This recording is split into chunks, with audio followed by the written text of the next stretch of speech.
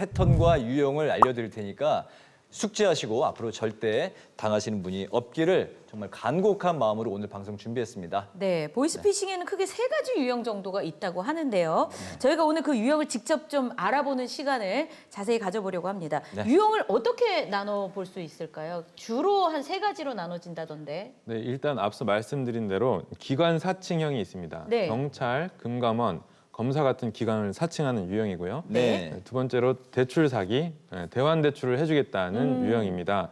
기관 사칭형이 피해 규모가 가장 크고요. 대환 대출형이 발생 횟수가 제일 많은 범행입니다. 네. 그리고 마지막으로 최근에 많이 발생하는 메신저 피싱이 있는데요.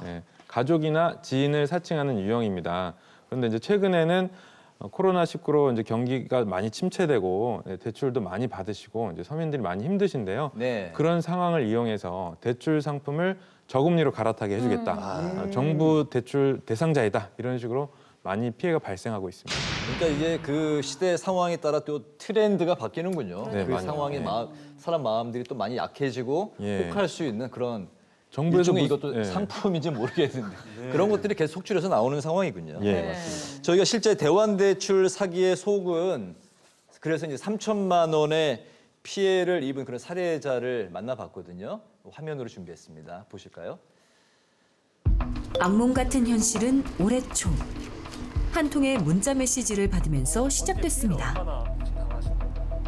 제가 그때 돈이 좀 필요해서 대출 상담 메시지에 믿을 만한 은행이어서 상담 요청을 먼저 하게 되었습니다. 대출 그 상담원이 링크를 보내줄 테니 거기다 이제 그걸 어플을 깔아서 인적사항을 적어줘야 대출 한도를 조회할 수 있다고 해서 그냥 아무 의심 없이 어플을 설치를 했습니다. 상담원의 말에 따라 설치한 앱. 그리고 다음 날 기존에 대출을 해줬던 주거래 은행이라며 전화가 걸려왔습니다. 제가 기존에 가지고 있던 대출 상품이 추가 대출을 받으면 안 되는 상품인데 대출을 진행하고 있다. 금감원에서 알게 되어서 1,000만 원 이상의 벌금을 내야 된다라고 이야기를 하더라고요. 제 주거래 은행이라 그래서 믿었고 정확하게 대출 금액을 100만 원 단위까지 이야기를 하더라고요. 돈이 필요해서 대출을 원했던 거 아니냐, 방법을 알려주겠다라고 해서 제가 물어봤더니 기존에 받았던 대출금의 일부를 상환을 하면 벌금도 내지 않고 대출 진행이 가능하다. 얼마를 갚으면 되냐라고 했더니 기존에 가지고 있던 대출 금액의 몇 퍼센트 뭐 이렇게 막 계산을 하더니 한 3천만 원 정도를 변제해야 된다라고 이야기를 했어요. 3천만 원을 현금으로 찾아갖고 왔어요. 시장 바구니 봉투에 담아가지고 집 앞에서 바로 만나서 건네주게 되었습니다. 계좌를 사용하지 않는 대면 편취 수법으로 김 씨의 3천만 원을 가로챈 보이스피싱 사기범들. 영수증을 발급해주는 뻔뻔함까지 보였다는데요. 그 사람이 가는 뒷모습을 보면서도 의심이 됐어요. 그럼 카드 뒤편에 보면 대표번호 적혀 있잖아요. 이제 그 대표번호로 전화를 했어요. 어느 지점 무슨 팀장님이랑 상환을 진행하고 계시네요. 네, 맞습니다. 라고 이야기를 하더라고요. 어플이 제 전화기를 해킹을 한 것 같아요. 제가 뭐 은행의 대표번호로 전화를 하든 금감원에 전화를 하든 다 그 사람들이 받는 구조였던 것 같더라고요. 나중에 알아보니까. 와. 아니 요즘같이 어려운 때에 뭐 저리로 돈을 대출받을 수 있다 그러면은 누구라도 네, 마음이 이거 좀 약해지고. 알아보고 싶지 않은 사람이 어디 있겠어요. 그렇죠. 네. 어때요, 인선 씨? 저긴 도망갈 수가 없는 상황인 것 같아요. 너무 화가 나네요. 네. 아니 그 좋은 머리를 왜 그런 데다가 써요?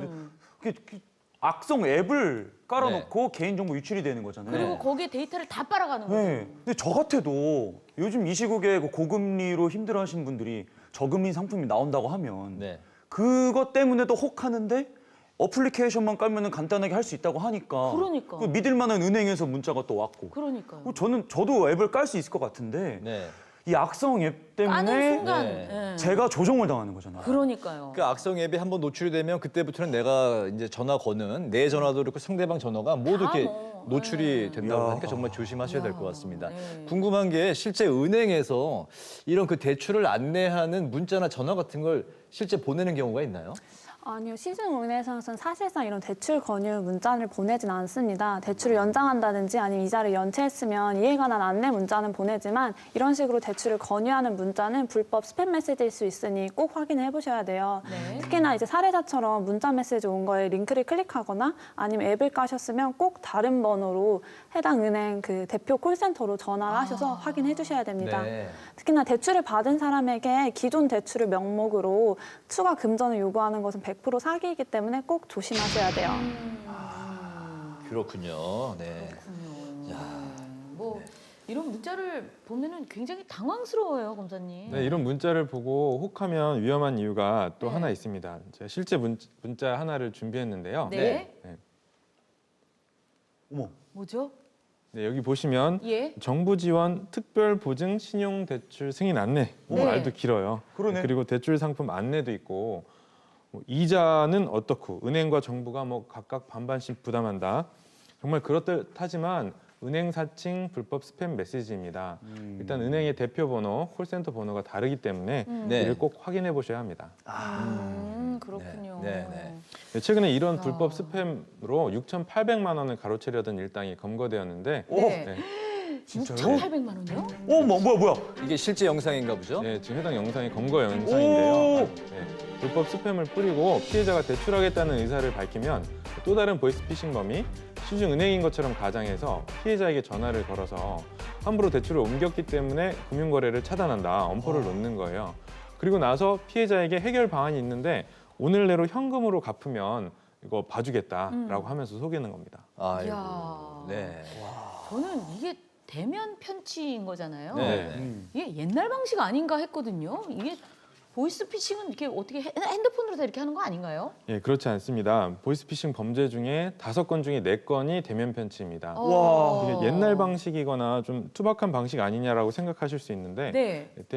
보이스피싱 하면 당연히 비대면 사기, 네. 전화하거나 뭐 계좌로 송금하거나 이런 거 아니냐. 아니면 최근에까지도 뭐 납치하면 뭐 납치한 거 뭐 납치 돈 내야 한다 뭐 이런 말을 하시는 분들이 있는데 네. 그렇지 않습니다. 이 대면 편취 방법은 조직원이 전화로 접근해서 검찰청 검사를 사칭하거나 네. 공감원 직원을 사칭한 다음에 여러 구실을 내세워서 피해자가 직접 돈을 전달하게 하는 겁니다. 야. 수치로 보면 비대면 계좌 이체 유형은 점점 줄어드는 반면에 대면 편취의 경우 같은 기간 3배 가까이 우와. 늘어난 것을 알 수 있습니다. 옛날 방식이긴커녕 오히려 그 전보다 더 늘어났군요. 네. 네. 그렇다면 과연 대면 편취를 하는 유형, 이 패턴은 어떤 건지 이번에는 저희가 대면 편취를 하려고 하는 보이스피싱 일당의 실제 목소리를 준비했거든요. 자세히 한번 들어보겠습니다. 자, 일단 인상착의 좀 받을게요. 금융감독원 직원이 본인 바로 알아봐야 되는 거니까. 자, 머리가 지금 긴 편이세요? 짧은 편이세요? 알겠습니다. 나오셨고, 입구에서 왼쪽이나 오른쪽으로 3발자국 이동하셨고요. 금융감독원 직원에게 이것저것 질문할 수 없어요. 어머. 국가안전보안 계좌 코드 등록 금액이 있어요. 2023만이라고 쓰셨죠. 그 옆으로 해서 서명 사인 작게 하나 해주세요. 사인? 계좌 추적 끝나고 지금부터 한 1시간 반에서 2시간 남았어요. 오늘 전부 다 당연히 원상 복구해드려야지. 자, 그러면 이제 공문서하고 본인의 자산 안전하게 인계 전달해 주시고 그 다음에 금융감독원 직원 바꿔주고 말씀해 주세요.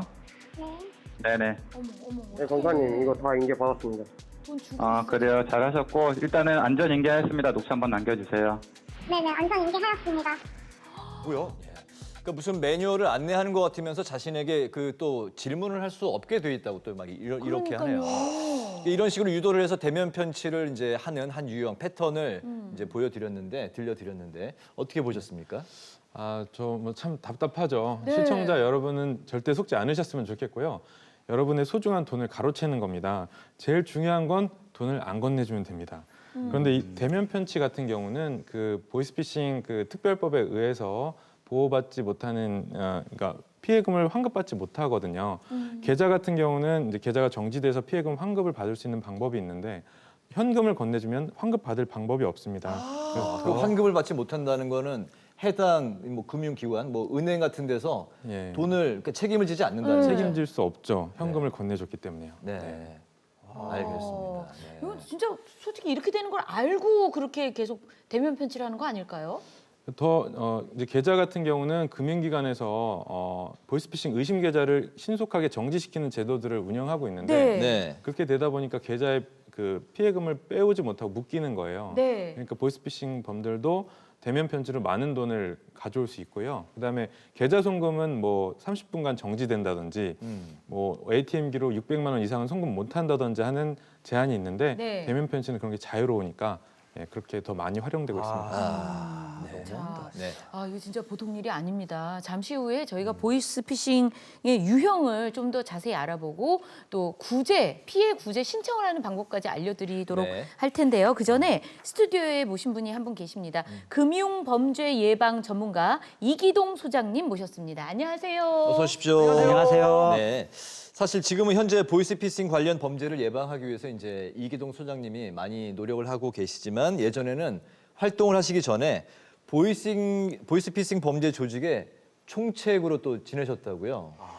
처음에는 저도 이것이 범죄인지 몰랐습니다. 네. 아는 지인들이 형들이 통장 하나 주면은 돈을 준다 그랬고 통장을 주니까 돈을 줬고 수단과 방법을 가리지 않고 통장을 따라가다 보니까 어느 순간에 보이스피싱 범죄자가 되어 총책이 되어 있었습니다. 이제 사건이 너무나도 잘못돼 가지고 경찰, 검찰 조사받는 과정에 피해자들이 하루하루 힘들게 살아가는 서민들이고 또 그 피해자 일부 중에는 이번 사건이 원인이 되어 또 목숨을 끊은 사람도 있다는 점에 대해서 정말 죄책감이 들었습니다. 네. 이제 가지고 있는 지혜를 세상에 어지럽히는 도구가 아니라 세상에 이로운 도구로 쓰고 싶어서 이렇게 금융범죄 예방에 앞장서게 되었습니다.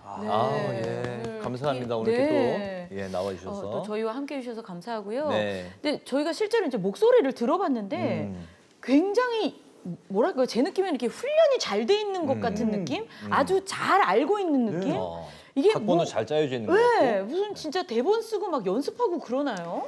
네, 대본이 있습니다. 사기범들이 공공기관을 사칭해서 개인정보를 들여다보고 전화 발신 조작을 해서 또 정교한 팀워크를 짜서 피해자가 무엇을 원하는지 사기범들은 딱 꿰뚫고 있습니다. 네. 그렇기 때문에 돈을 지키려는 사람과 돈을 빼앗으려는 사람의 동등한 게임 자체가 안 되는 거예요. 그렇기 때문에 이제 지능범죄가 이렇게 계속 이렇게 일어나고 있는 겁니다. 네. 근데 이게 대본을 쓰려면은 정보가 있어야 되잖아요. 그러니까요. 네. 아니 개인정보는 도대체 어떻게 유출되는 거예요? 어떻게 하는 거야? 개인정보는 크게 이제 3가지 유형으로 유출이 되게 돼 있습니다. 예? 이제 사기범들이 해킹을 해가지고 기관이나 이런 곳에 해킹을 하는 방법이 있고 네. 또 요즘에 코로나19로 인해서 영업점 이런 데 방문을 하면은 개인정보를 많이 적게 돼 있어요. 네. 또 이런 기업에 있는 사람들이 이런 정보를 또 팔아먹습니다. 네. 아이고. 또 사람들이 일일이 돌아다니면서 이제 자동차의 비상 연락망이라든지 이런 부분을 탈취를 해서 이제 전화를 걸고 사기를 치고 있습니다. 그렇군요. 저희가 이제 앞에 말씀을 이제 드린 것처럼 최근 금융감독원 홈페이지에는 목소리 수배가 내려진 보이스피싱범들의 목소리가 이제 올라와 있거든요. 이 목소리에는 2천만 원의 이제 신고 포상금도 걸려 있는데 저희가 지금부터 유형별로 들려드리도록 하겠습니다. 목소리도 목소리인데 어떻게 사람을 혹하게 하는지 그 패턴, 그 수법을 유심히 한번 살펴보시면서 들어보시면 좋을 것 같습니다. 첫 번째는 검사, 수사관, 경찰 등을 사칭하는 기관 사칭형인데요. 먼저 들어보실까요? 2017년 3월경에 경기도 광명시 철산 지점에서 한은행과 은행 통장이 발급됐는데 본인께서 직접 가셔서 발급하는 거 맞습니까? 아니요. 일단 서울 씨 명의 통장이 개설되어 대포 통장 형식으로 범죄에 사용된 사실을 알고 있었습니까? 아니요. 약간 민감한 부분인지 제가 간단하게 설명을 해드릴게요. 네.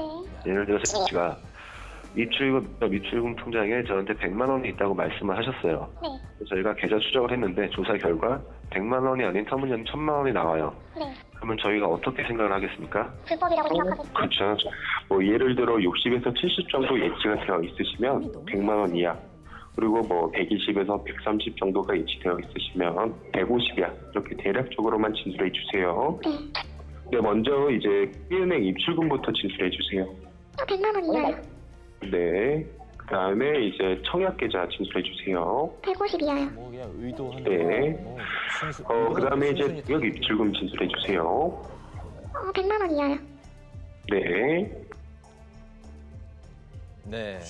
이렇게 이게 해서 기관 사칭형 한번 들어봤는데 아니, 이게 이미 네. 답이 내 입에서 지금 다 나오게 이렇게 이끌어내는 거잖아요.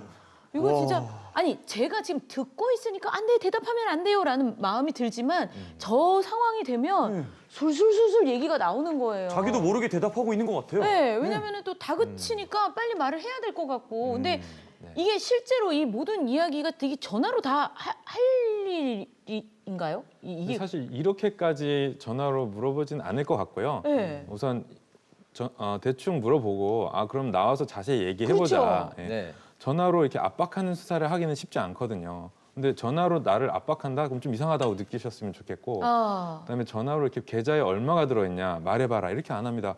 계좌 거래내역 갖고 오세요 하면 되는데요. 아니, 보내라고 하면 되거든요. 그러네. 예, 그렇습니다. 실제 전화로 이렇게 뭐 조사하고 저렇게까지 인터뷰하는 경우는 검사 같은 경우가 없을 것 같은데요. 예, 수사관분들이 전화 조사를 하는 경우가 있는데 그런 경우는 대체로 이제 참고인들이십니다. 그러니까 사건과 이해관계가 그렇게 크지 않으신데 목격한-거나 아니면 알고 있는 사실을 말하는 거. 그렇기 때문에 피의자에게 전화해서 당신 통장에 얼마 있느냐, 뭐 어느 은행에 뭐가 있느냐 이렇게 물어보지 않습니다. 네. 권사님, 좀 궁금한 게 있습니다. 네. 만약에 네. 정말 만약에 네. 제 소중한 통장이 네. 범죄에 연루돼가지고 네. 그 진짜로? 통장이 막 범죄에 사용되고 있다면 네. 그러면은 수사 진행은 어떻게 되는 거예요?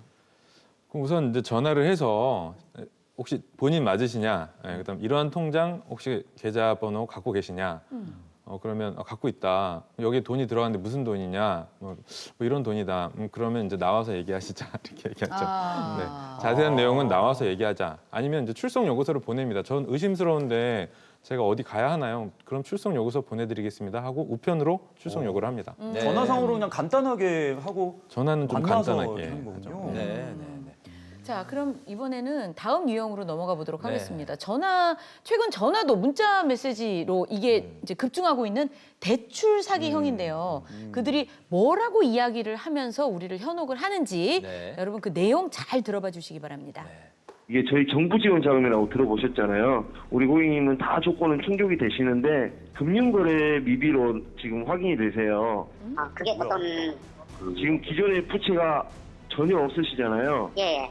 그래서 저희 같은 경우는 정부 지원 자금으로 고금리 상품 이용 중이시거나 서민금융 나들목으로 이렇게 신청을 해드리는데 우리 고객님께서는 지금 조건이 해당이 안 돼요. 조건을 좀 맞춰주셔야지 저희가 이제 자금을 풀어드릴 수가 있습니다. 제가 결제팀장이기 때문에.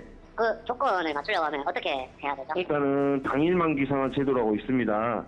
금융권에서 대출을 한번 받으셔가지고 만기 상환하시면 신용 등급이 올라가시잖아요. 부채가 너무 없으시면은 신용 등급이 올라가지 않습니다. 대출을 받으셔가지고 만기 상환해서 부채를 잘 갚아 나가시면 신용 등급이 상승이 되십니다. 이게 점점 범죄가 더 이제 교활해지고 있는데 들으신 것처럼 저희가 이렇게 계속 반복하고 여러 패턴을 보여드리는 건 잘 숙지하셔서 앞으로 절대 이렇게 이런 피해자가 나오지 않기를 바라는 마음으로 들려드리고 있습니다. 네. 그 실제 대출 상담원 은행에서 이런 식의 대화를 합니까? 어떤가요? 네, 저희 은행원들이 대출을 상담할 때 쓰는 용어라서 저도 되게 깜짝 놀랐는데요. 오, 하지만 대출 권유를 이런 식으로 하진 않습니다. 뭐 저금리나 무담보로 해주겠다 이런 혹하는 얘기로 깨는 거는 좀 확인 부탁드립니다. 이 음성을 듣고 저도 자세하게 나중에는 고객님들한테 보이스피싱에 대해 안내해야겠다는 생각이 드네요.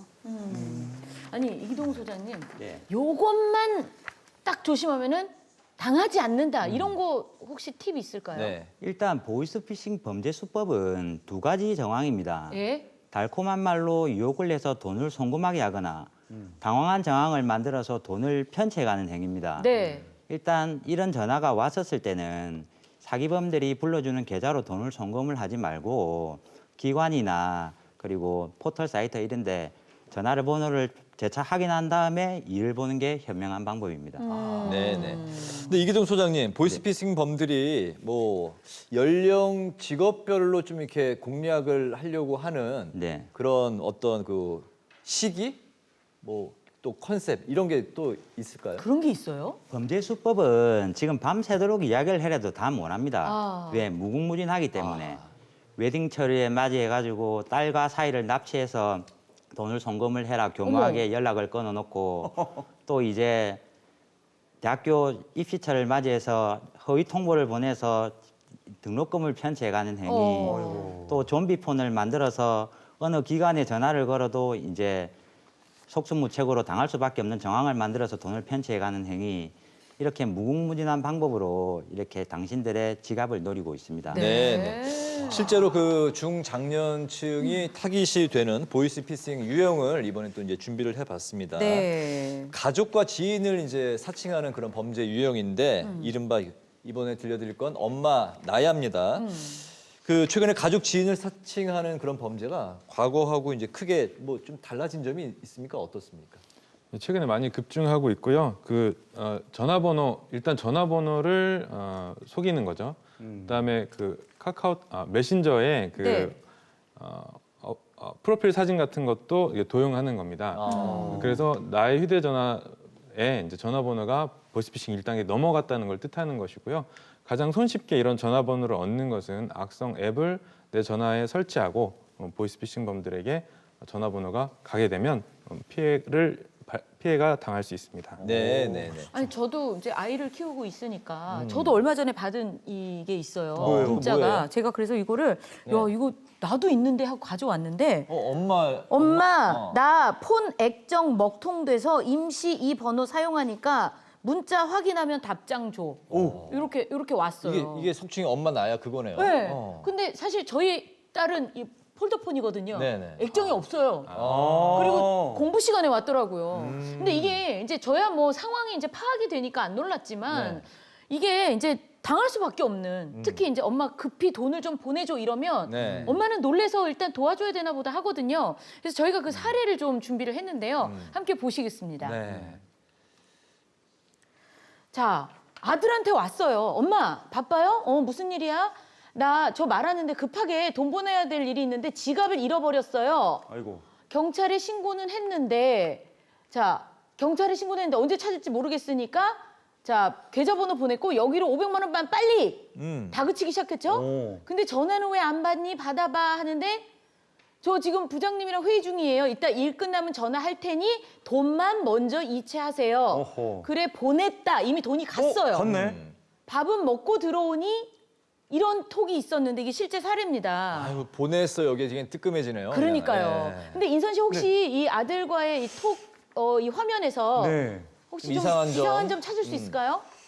500만 원은 어디? 근데 저도 보면은 딱 그냥 아들이 얘기하는 것 같네요. 그리고 일하는 중에 네, 이제 엄마한테 급하니까 회의 중에 보낸 것 같고.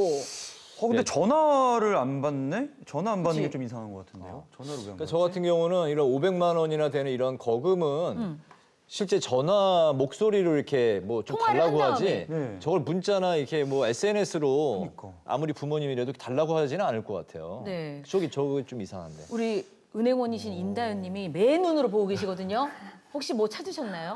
제가 좀 봤는데 좀 이상한 부분이 있긴 네. 해서요. 뭐죠? 어떤 건가요? 이제 위에 보면 아들이면 이미 추가가 되어 있을 텐데 친구 추가가 이거. 그러니까 아들인데 아직 친구로 추가가 안 돼 있는 거네요. 자, 검사님 이게 정답이 맞습니까? 네, 정답입니다. 네, 자세히 보실게요. 네. 상단에 보면 이제 친구 추가로 되어 있는데요. 네, 그 옆에 이제 차단 신고도 있는데 네. 친구 추가가 아직 안 된 사람이라는 뜻이거든요. 아들인데. 네, 그렇죠. 네, 그리고 이런 것뿐만 아니라 이제 해외에서 온 해외에서 온 메신저니 조심하세요. 네. 이런 문구도 뜹니다.